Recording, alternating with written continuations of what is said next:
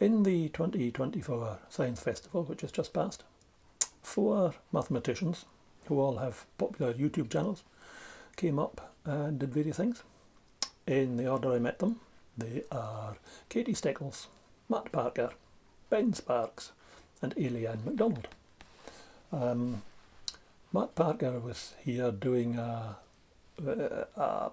public thing which gave a nice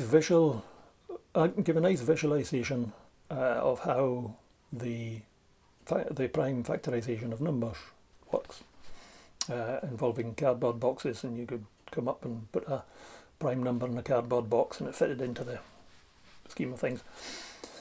My description is not very clear, but as soon as he puts the video up I shall link it in the description down below and you can look at it there. Katie Steckles and Ben Sparks did an interesting thing in the Orkney Club where it was just a social evening, and they gave a number of nice mathematical puzzles and things for us to puzzle over, and it was a very enjoyable evening. I enjoyed that a lot. I did manage to embarrass myself by confusing Ben Sparks and Bellos.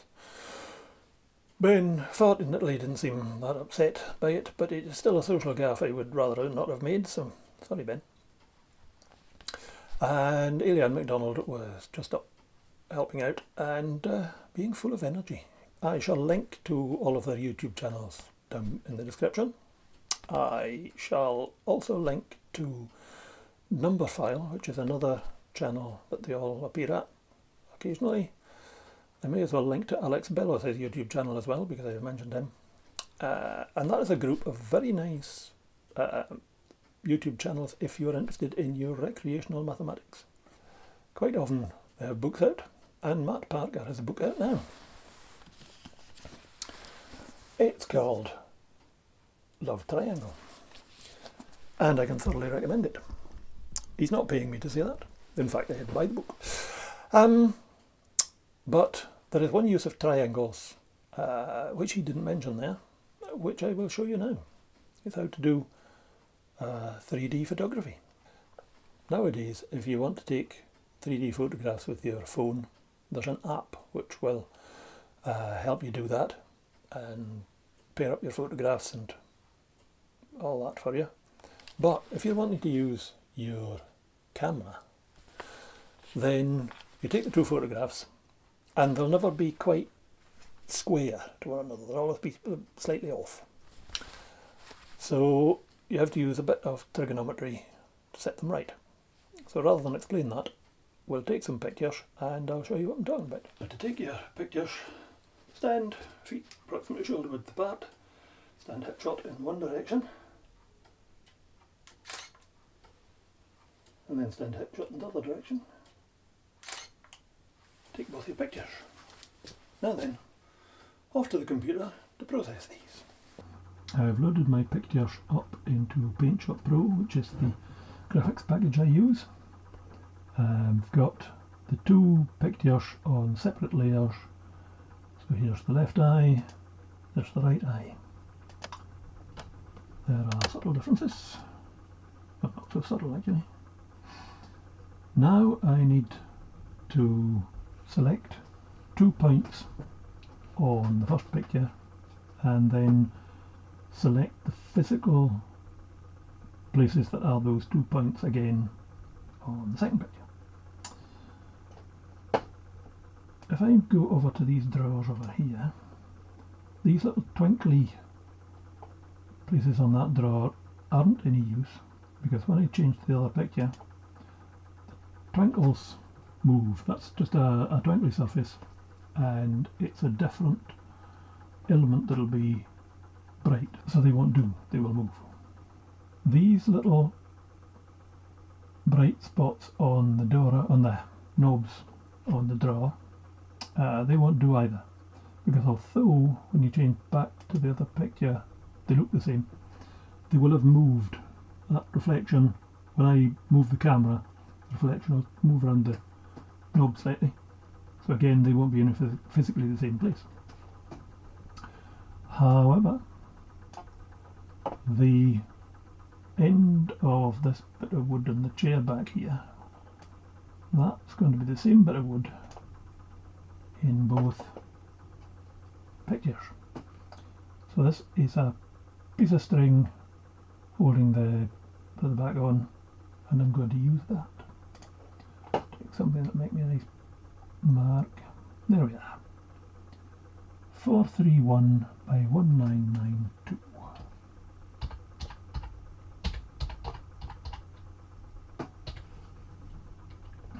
Now on the right eye, it moves it. I'm going to go and find it again.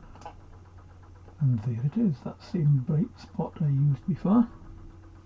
336 1970.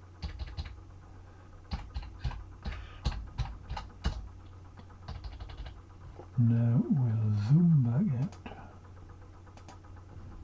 I need to find another spot over this side somewhere. I'll try this, where these two bits of wood join here. Oh, I'll go to back to the left eye for a start. Zoom in a little bit more. Right. I'll use this dark pixel here. That's on the left eye. 2742.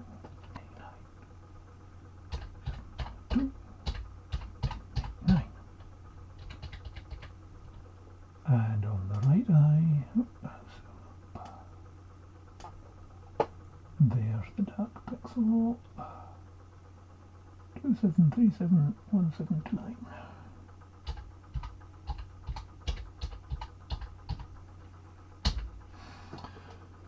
I have my two references. Now I just want to know the distance between x's and the distance between y's.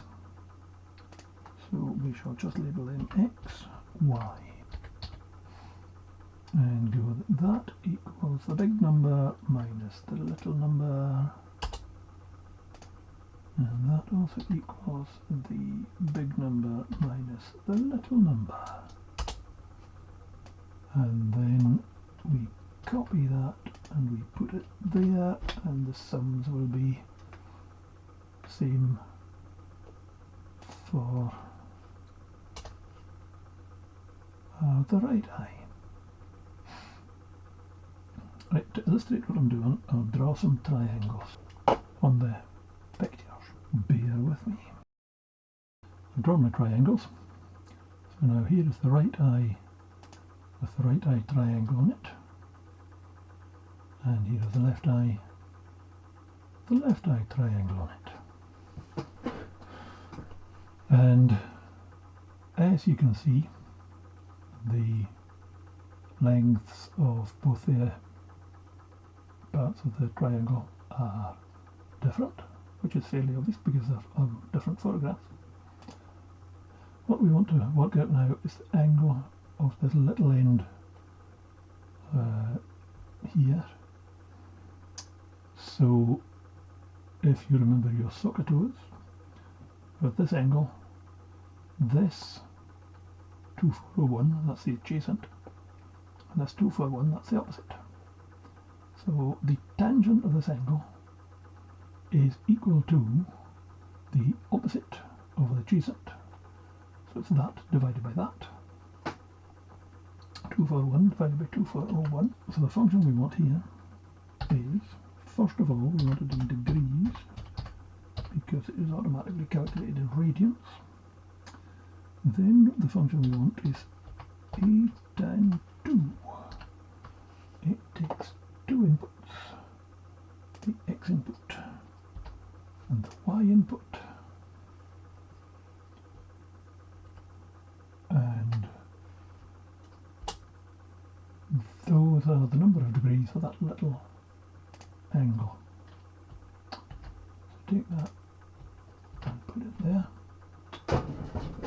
So the left eye angle is 4.77 degrees, and the right eye angle is 5.73 degrees. So now we want the difference of those two angles. That minus that. and it is less than a degree of difference, but believe me, it makes a difference when you're making a stereo pair. So 0.958, and we've got to remember that it's either move the right eye clockwise or the left eye anti-clockwise. 3 rotate option here. For some reason, instead of clockwise and anti-clockwise, it gives me the options to move it right and left. Right means clockwise. This is only accurate to 2 decimal places, so we'll call it 0.96.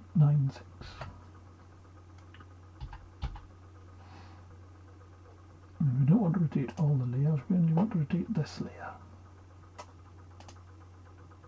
There we go, it is rotated. That has caused some little white space to appear, or some little transparent space to appear at the edges, but we'll deal with that in a moment.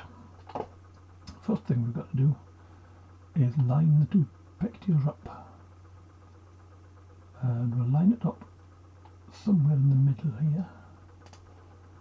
Makes it balance better. We'll use let's see if we can use that. No one, there's ancient adding machine. What we'll do, we'll change the transparency of this, and the left eye is down and to the right. You've got to remember which one you're moving here. We grab that little bit there and move it there. And there they are. That move flexes slightly, but they're now on top of one another.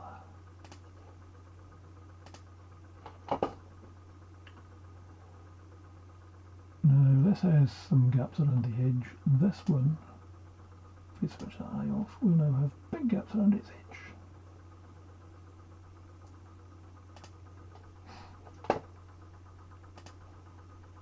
So I want to make sure I cut off the gaps. We'll trim it down to that size there. Now you can see some blurry pictures. There. And if I flip between the 2, there you go. You can see them moving. I'll now export these as separate pictures.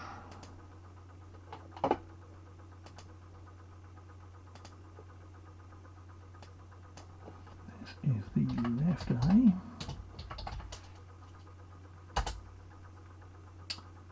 Yes, I'll wear it.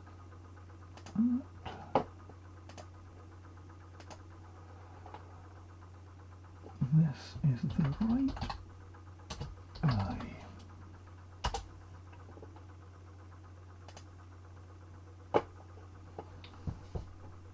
There we are. That's them edited. Here we are with our finalised images. Here's the right eye and here's the left eye. I'll flick between the 2 for a few times and you can see the difference.